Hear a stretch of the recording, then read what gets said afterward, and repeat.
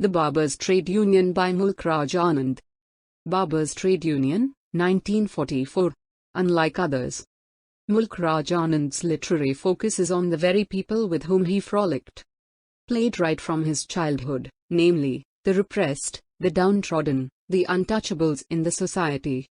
In the Barbers Trade Union by Mulk Raj Anand we have the theme of class, appearance, alienation, arrogance, ingenuity, independence, admiration, respect, control and freedom. Taken from his selected short stories collection, the story is narrated in the first person by a young unnamed boy, and after reading the story the reader realizes that Anand may be exploring the theme of class. Chandu is considered to be of a lower caste or class than other people in the village. It is as though he is being judged solely on the fact that both he and his father are barbers. The content of their character is not taken into consideration, rather a traditional hierarchy is imposed by those of a higher caste. The simple matter of Chandu changing his clothes to a style that he prefers is also frowned upon by those in the village who are of a higher caste. This may be important, as those of a higher caste may be suggesting that Chandu, because he is of a lower caste, has no right to dress as he does. Something that some readers might find unusual, considering that Chandu is only trying to improve his appearance. However, it is by improving his appearance that others feel threatened and as such alienate Chandu. It is also noticeable that those who alienate Chandu are arrogant and appear to be rooted to a value system, caste system, that Chandu himself does not believe in adhering to. Chandu sees nothing wrong with trying to better himself.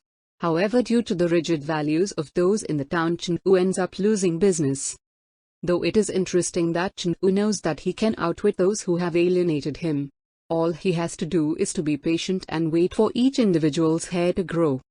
This too may be important, as it suggests that Chandu is using his ingenuity.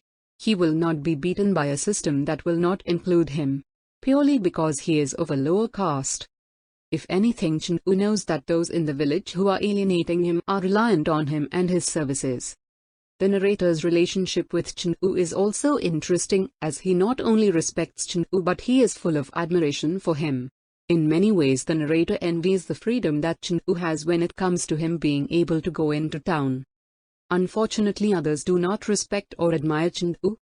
Something that is clear to the reader by the fact that Bijaychand throws Chandu out of his home because he believes that Chandu has no right to dress as he is doing so. What is interesting about Bijaychand and others is that they do not appear to realize that they need Chandu more than he needs them. He may be of a lower caste and attempting, in their eyes, to dress above his class, but he is the only barber in the village. Chandu has a monopoly, something he himself is very much aware of. Chandu can also go into town and earn money and not be judged for wearing the clothes he is wearing. If anything, the fact that Chandu can earn a rupee for a haircut yet only 2 pies in the village suggests that not only is Chandu not being judged by his caste but his efforts are also respected by those in the town. It may also be important that Chandu buys the bicycle, as symbolically this may suggest he is independent of those in the village. He has his own means to get into town and earn money. He is not reliant on the business of the men who alienated him because of his choice of clothing. The end of the story is also interesting, as Anand appears to be exploring the theme of control.